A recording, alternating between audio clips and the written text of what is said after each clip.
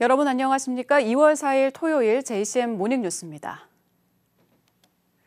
울산 북구 동해남부선 폐선부지가 본격적으로 정비되면서 굴다리가 철거되고 도로도 넓어지는 등 주민들의 통행이 편리해졌습니다. 이곳에는 숲과 주민 휴식 공간이 들어설 예정입니다. 울산의 남은 폐선부지도 시민 편의시설이나 기업체 공장 용지로 변화가 추진되고 있습니다. 박영훈 기자가 보도합니다.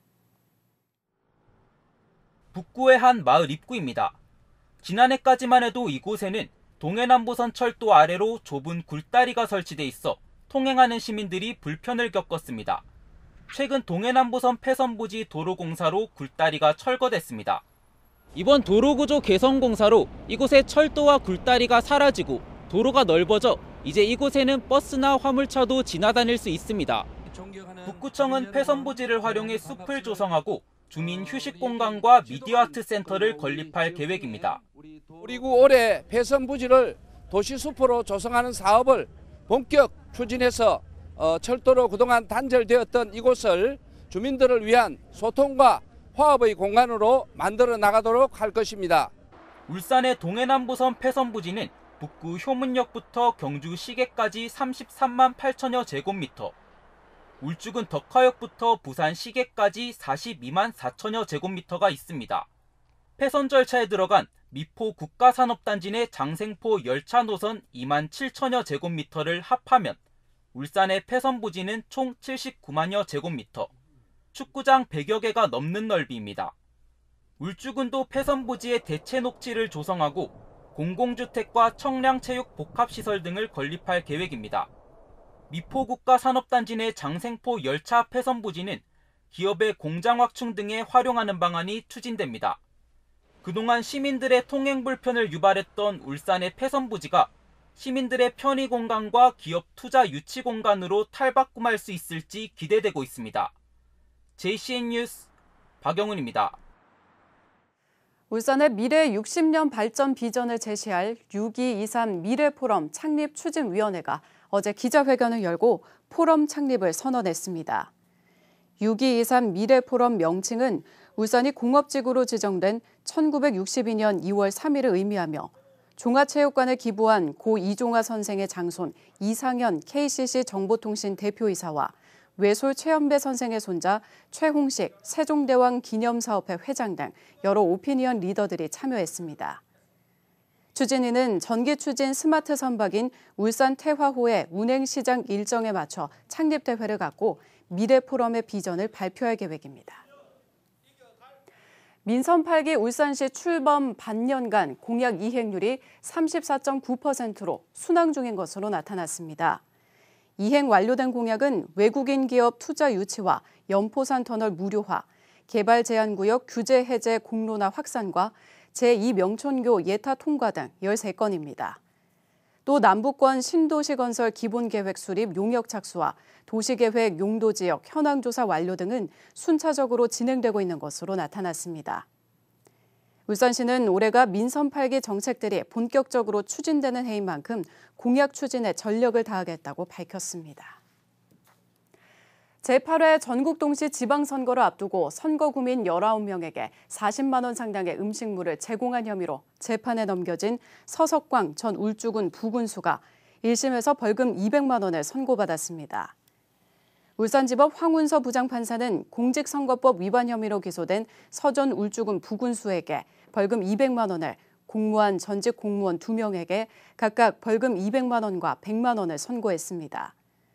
서 전 울주군 부군수는 지난해 2월 지방선거를 앞두고 울주군수 후보 출마를 선언한 뒤 두 차례에 걸쳐 선거 구민들에게 음식물을 제공한 혐의를 받고 있습니다. 얼마 전 울산에서 실종된 20대 여성의 행방이 2주째 묘연합니다. 목격자나 제보도 없어 경찰이 수색에 어려움을 겪고 있습니다. 구현희 기자입니다.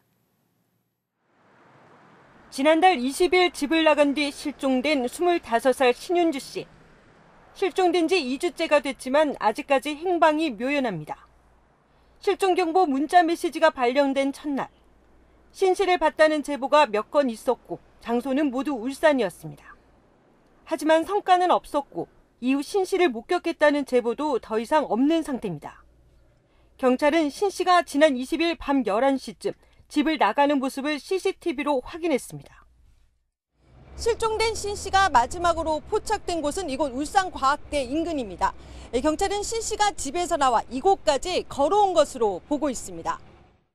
경찰은 현재로선 공개 수사로 전환하는 건 검토하지 않고 있다며 시민들의 적극적인 제보를 당부했습니다. 집을 나갈 당시 신 씨는 짙은 청색 패딩에 검정색 모자와 마스크를 쓰고 있었습니다. JCN 뉴스 구현입니다. 현대중공업 울산조선소에 입항한 외국 화물선에서 베트남 국적의 선원 3명이 무단 이탈해 경찰 등이 추적하고 있습니다. 울산 출입국관리소 등에 따르면 어제 오전 7시 40분쯤 현대중공업 울산조선소 내에 정박해 있던 외국 선박에서 베트남 선원 3명이 보이지 않는다는 신고가 접수돼 CCTV를 확인한 결과 전날 오후 조선소 출입문을 빠져나간 것으로 확인됐습니다. 울산 출입국 사무소는 경찰 등의 협조를 요청해 이들의 소재를 파악 중입니다. 2차례 폐업과 해고를 당한 자일대우버스 노조가 사측이 국내 부품 금형을 해외로 반출하고 있다며 반발하고 나섰습니다. 노조는 어제 울산 공장 폐쇄를 선언한 사측이 부품 금형을 베트남으로 반출하는 등 해외 이전을 강행하고 있다며 부당 해고에 이어 국내 버스 부품 제조 기술의 해외 유출까지 우려된다고 규탄했습니다. 앞서 자일대우버스는 경영 악화 등을 이유로 해외 공장에 투자하겠다며 울산 공장을 폐쇄하고 직원 수백 명을 해고했습니다. 울산시 교원단체 총연합회는 울산시 교육청이 올해 고입 배정을 제대로 하지 못해 수십 명의 학생들이 진학을 포기하거나 다른 지역으로 진학해야 하는 상황에 놓였다고 지적했습니다.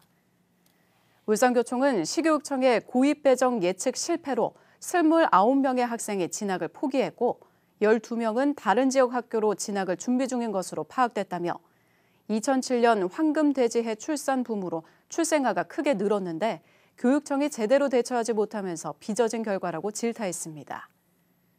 울산교총은 교육청은 선발의 공정성 때문에 추가 모집이 불가능하다는 입장을 보이고 있다며 시급히 대책을 마련할 것을 촉구했습니다. 이어서 뉴스포커스 시간입니다. 오늘 뉴스포커스에서는 점차 열기가 뜨거워지고 있는 울산교육감 보궐선거에 대해서 알아봤습니다.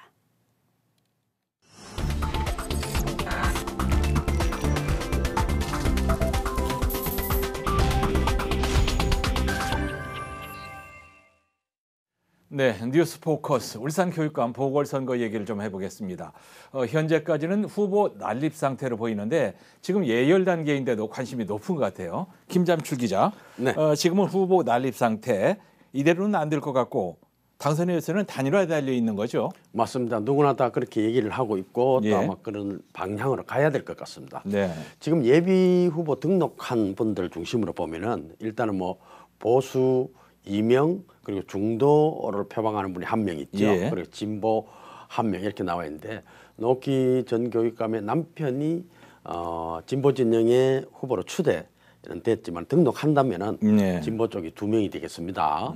진보 보수 뭐 진영 다 떠나서 단일화가 돼야 된다 하는 것은 예. 맞습니다. 예. 단일화가 된다면은 중도 5홍위를 중심으로 보수 진보 1대1의 대진표가 되지 않을까. 일단 이렇게 예상을 할 수가 있고요. 예. 물론 예비후보 등록하지 않았지만은 자천 타천 거론되는 인사들도 있습니다. 그래서 진보 쪽에서도 의외의 복병이 나타날 수도 있고요. 그런데 현재의 후보 그대로 만약에 간다, 이건 난립이라고 말씀하신 대로 그렇게 되면은 표가 다 분산이 돼야 됩니다. 예. 30 또는 20%까지 당선자가 나올 수도 있으니까 이건 대표성이 좀 떨어지죠. 예. 그래서 표 분산을 막기 위한 단일화 셈법, 복잡하지만은 우선적으로는 해야 된다는 당위성 있습니다. 그리고 여론조사가 가장 좋은 방법이 되겠습니다. 근데 여론조사 방식에 후보마다 생각이 좀 다른 것 같아요. 네, 지금 좀 불협화음도 나고 삐걱거리고 있죠. 예. 그런데 이 단일화 외에 당선을 장담할 수 없다. 이게 확실하다면은 그 방식은 여론조사 말고 현실적으로 대안을 찾기 어렵습니다. 예. 조사 문항이라든가 뭐 조사 시기, 방법 이런 여러 가지 설계라고 하는데 예. 이 샘플을 짤 때 서로 후보마다 자기 입장을 반영하는 조율 문제가 있지만은 그것은 조정하면 되거든요. 예, 예. 자, 예비 후보로 등록한 4명 우리가 아는 대로 한번 분석을 해보죠. 네, 일단은 뭐 이성걸 예비 후보 보수 정통 보수라고 자처하고 있죠. 예. 초등교장 출신이고 교육생 장학관이라든가 여러 경력이 있습니다. 네. 그리고 지연, 학연 등 외부 조건이 비교적 좀 괜찮습니다. 상대적으로 유리하다는 평을 받고 있고 교장 출신 인사들의 지지가 많다는 것은 사실입니다. 예. 그러나 인지도 면에서는 극복해야 될 부분이 있습니다. 네. 김종전 교수는 뭐 지난해 보수 단일 후보로 이미 선거를 치러봤기 때문에 인지도 면에서는 현재 뭐 괜찮다고 봐야 되겠죠. 예. 본인은 준비를 가장 많이 한 최적의 후보다 이렇게 홍보를 하고 있습니다. 그러나 김종전 교수 정책은 물론 다시 좀 봐야 되겠지만 예. 지금까지 여러 가지 목소리라든가 행보를 보면은 보수 색깔이 너무 강하지 않느냐 네. 이런 지적은 좀 귀 기울여야겠습니다. 구광열 전 교수 그리고 오홍일 전 처장은 두 분 다 노교육감의 교육 철학 정책을 잇겠다는 선언을 했습니다. 네. 구 교수는 자신을 중심으로 진보 단일화 하자고 했고요. 진보 진영에서는 우리 쪽 아니다 이렇게 부정하고 나섰습니다. 네. 옹일 전 처장은 노교육감 정책을 선택적으로 전개하겠다고 밝혔는데 완주 의사는 분명히 나타내고 있습니다. 옹일 처장도요. 네. 결국 이렇게 다자구도로 간다면은 인지도, 조직 동원 그리고 외연 확장력, 그 능력 그리고 정치권의 암묵적인 지원이 분명히 있을 겁니다. 예. 이 요소들이 성패를 가리지 않을까 이렇게 봅니다. 내세우는 공약들은 어떻습니까? 공약이 이제 1호 공약 정도가 나오고 있습니다만은 네. 예비 후보들의 공통점을 쭉 보면 전국적으로 대개 그렇습니다. 지금은 교육 복지 확대 이것이 가장 눈에 띕니다. 예. 누구한테도 아마 지역 교육 복지가 한층 더 진화하지 않을까 이렇게 예상을 하는데 예. 이미 뭐 무상교육, 무상급식은 기본입니다. 무상통학, 학생용 기본소득까지 나오지 않을까. 다양한 교육 지원책이 많이 나올 거다. 네. 그래서 지난해 6.1 지방선거를 한번 되돌아보면은 울산은 시장과 교육감의 성향이 엇갈렸죠. 당선자들 보면은 이번에 어떤 선택이 될지 이것도 주목해야 됩니다. 예. 뭐 늘 그랬지만은 교육감 선거는 지방선거와 동시에 치르다 보니까 관심도가 좀 낮았고 투표율도 저조했는데 이번에는 어떨지. 보궐선거고 말이죠. 네네. 맞습니다. 네. 지적하신 대로 아마 그 부분이 또 포인트가 될 수 있는데 올해 울산시 교육청 예산이 무려 4조 5,902억 원 됩니다. 허허. 굉장히 크죠. 그렇죠. 이게 다 예. 우리들의 세금입니다. 네. 그러니까 우리 가족 중 나는 나이가 많아서 내 자녀 우리 가족 중에 학생이 없다. 그래서 교육감 선거에 무관심해도 된다. 외면해도 된다. 이거 안 됩니다. 교육감은 차관급 대우를 받죠. 예. 광역자치단체장과 의전서열이 사실상 같습니다. 예. 초중고와 유치원, 유아원, 학원 모두 교육감의 관할입니다. 현재 막강하다고 봐야 되겠죠. 막강합니다. 예. 네, 지난해 노키 교육감 당선자는 1대1 구도에서 55% 득표를 했고요. 예. 7명이 나왔던 2018년 이번과 좀 비슷하죠. 상황이 현재까지 보면 예, 예. 35.6% 득표로 당선이 됐어요. 그러니까 투표율을 또 관심도 이런 것을 좀 높여야 됩니다. 예. 이걸 보면은 진영별로 확실한 집도끼를 자신들이 다 잡는다고 감안하더라도 예. 후보 난립이 된다 또는 표가 분산된다 이러면은 누구나 할 것 없이 필패를 할 것이고 예. 그 당선자 또한 대표성에 의문을 갖게 됩니다. 예. 지금 말씀하신 대로 투표율이 변수가 될 것 같아요. 맞습니다. 이번엔 또 보궐선거라서 그런 걱정이 있는데요. 네. 통상 보궐선거는 투표율이 30% 미만이었단 말입니다. 그러게요. 울산이 유일하게 원래 교육감 보궐선거를 하기 때문에 진영별 결집력, 이 결속은 아마 한층 더 강화될 겁니다. 네. 그리고 아무래도 전국적인 관심을 좀 끌 수 있겠죠. 네. 그러다 보면은 투표율이 40%는 넘지 않을까 이런 전망을 조심스럽게 할 수 있는데요. 네. 울산 선거인 수 약 94만여 명입니다. 40% 투표율 같으면은 37만여 명이 투표를 하는 거죠. 네. 그러니까 지금 18세 이상 MZ세대 공략해야 됩니다. 그리고 다양한 연령대별로 투표 성향이 다르기 때문에 예, 예. 이런 대책이 시급하고요. 교사, 학원 강사, 또 각급 학교에 교육 행정직 공무원들이 있습니다. 네. 또 교사가 속해 있는 교육 공무원 가족들이 있죠. 교육 공무원 가족들에다가 공무직 직원들도 있습니다. 이분들 숫자가 만만치 않고 이분들의 표심이 중요하기 때문에 네. 절대 놓쳐서는 안 됩니다. 거기에 노키 교육감에 대한 향수가 있을 것이고요. 그 후광을 누가 더 많이 가져갔느냐. 네. 이것도 키포인트가 될 텐데. 자, 후보 난립 상태에서 여기까지밖에 얘기를 못 하겠습니다. 울산 교육감 보궐선거 김잠출 기자와 얘기해봤습니다. 감사합니다. 남구청이 고향사랑 기부제의 성공적인 정착과 활성화를 위해 TF 추진단을 출범시켰습니다. 추진단 내 홍보팀은 고향사랑 기부제 콘텐츠를 제작해 블로그와 SNS 등에 적극 홍보하고 답례품팀은 장생포 고래문화특구 관광카드와 고래바다 여행선 승선권 등 특색 있는 답례품 개발에 나서기로 했습니다. 남구청은 또 지역 각계각층으로 구성된 남구 고향사랑 이음단을 발족해 기부에 적극 동참하는 분위기를 유도할 계획입니다. 이강원 한국은행 국제국 외환업무 부장이 오는 6일 한국은행 울산 본부장에 부임합니다. 신임 이강원 본부장은 서울대 경영학과를 졸업한 뒤 한국은행에 입사해 국제국, 금융안전국 등 주요 부서를 거쳤으며 국제국 외환업무 부장으로 최근까지 한국금융연수원에 파견돼 근무했습니다. 고려아연이 어제 울산시청 마당에서 대한적십자사 울산혈액원에 헌혈버스를 기증하는 행사를 가졌습니다. 고려아연이 기증한 헌혈버스는 2억 9천만 원 상당이며 지난해에 이어 올해도 헌혈버스를 기증했습니다. 울산시는 기증받은 헌혈버스에서 공무원과 유관기관 임직원들이 동참한 가운데 생명을 이어주는 사랑의 헌혈 행사를 실시했습니다. 남구청이 지역 맞춤형 통합 하천 사업에 선정된 여천천의 동식물 서식 실태를 연구하기 위한 용역에 나섭니다.